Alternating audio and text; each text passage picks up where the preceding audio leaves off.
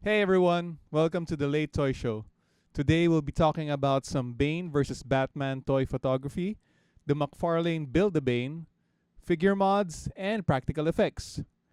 Let the games begin.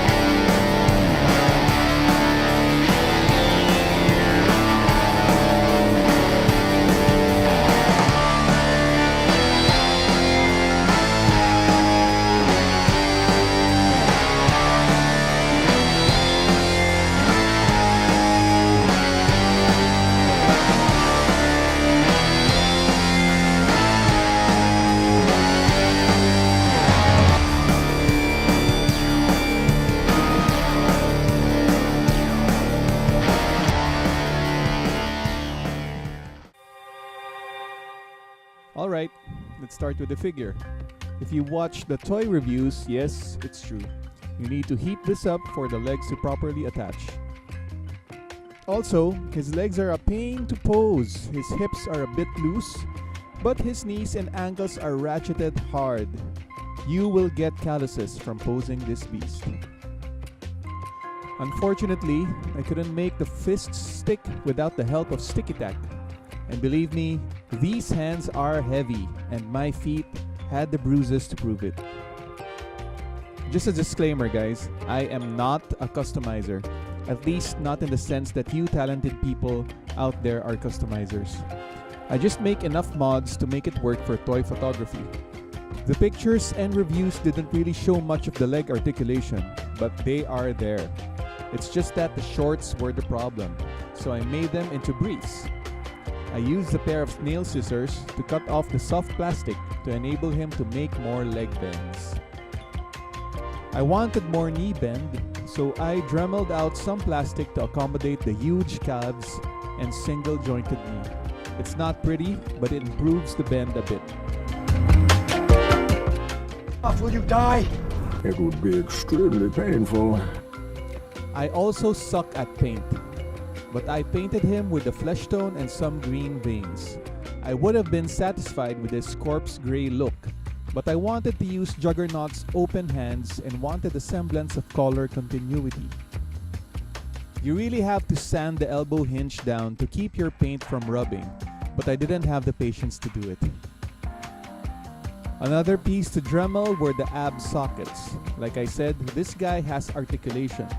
It just needs a bit of help to get it where I want it to be. Although this Bane is based off the Last Night on Earth run, I wanted a more traditional Bane. So I added some venom tubes that went from the hole meant for Scarecrow into his neck and his left arm. The tubes are made from old speaker wires. They were red, so I had to paint the other one green. Later on, I made a Venom backpack from empty eye medicine bottles in a knockoff Lego Technique set. Someday, I'm going to make a better Venom backpack that lights up and uses sidelight fiber optic wires for glowing Venom tubes. For Bane's alternate hands, I used the open hands of a Hasbro Marvel Legends Juggernaut. I removed his leather knuckles and made crappy Bane gloves with a 3D pen and flexible filament. Again, I'm not a customizer, guys.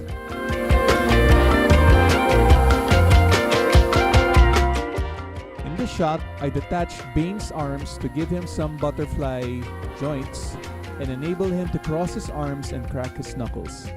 I almost ran out of sticky tack to stick those heavy arms and hands.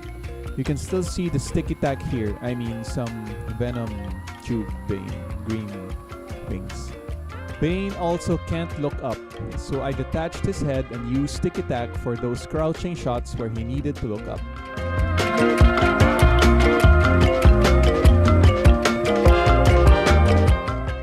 For this photo, I used this old flying rock debris prop.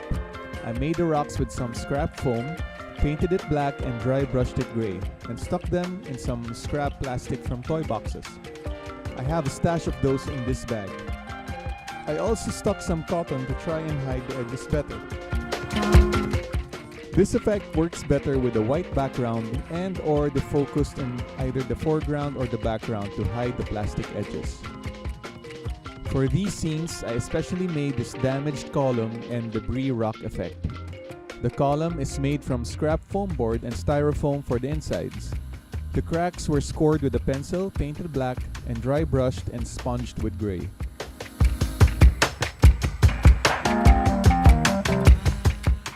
The debris effect was made with a 3D pen plastic base. I made some new rocks from foam board and stuck them on the ends of the plastic base. Then I glued cotton to make it look like dust cloud trails. I didn't glue this effect to the column for flexibility. In this photo, the wire stand holding Bane is hidden by the wooden crate, while Batman's cape hid his wire stand. For this shot, I dug out my fiber optic wires to simulate sparks. I used the wire stand to help prop up a few strands and used sticky tack to stick to the stand and to Bane's arm. I didn't need wire stands for the figures in this shot.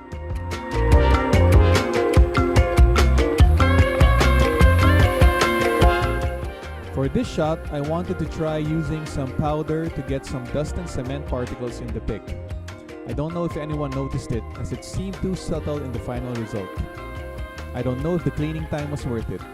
Also, Bane's walking pose could be improved more, and that left leg is awkward. After Bane broke Batman, I continued the series with Batman's comeback, this time using the Mafex Justice League tactical suit. In this shot, I laid a couple of buildings down to force some perspective, as I didn't have the space for a tall backdrop for this kind of angle. By this time, this figure already had a broken foot joint.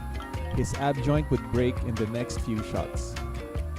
I tried to use a cartoon-style impact effect with transparent plastic packaging, but I didn't really like the result. In a later Superman vs. Doomsday shot, I made an impact effect using clear filament instead. But that will be featured in another video. The wire stand is bent so that Batman's cape would hide the length, while Bane's face helped him balance. I used an old smaller explosion prop here, but instead of lighting it from the inside, I lit it up from the top left.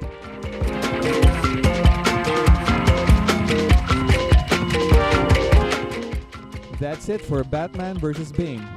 Check out my Instagram for more toy photos. See you next time.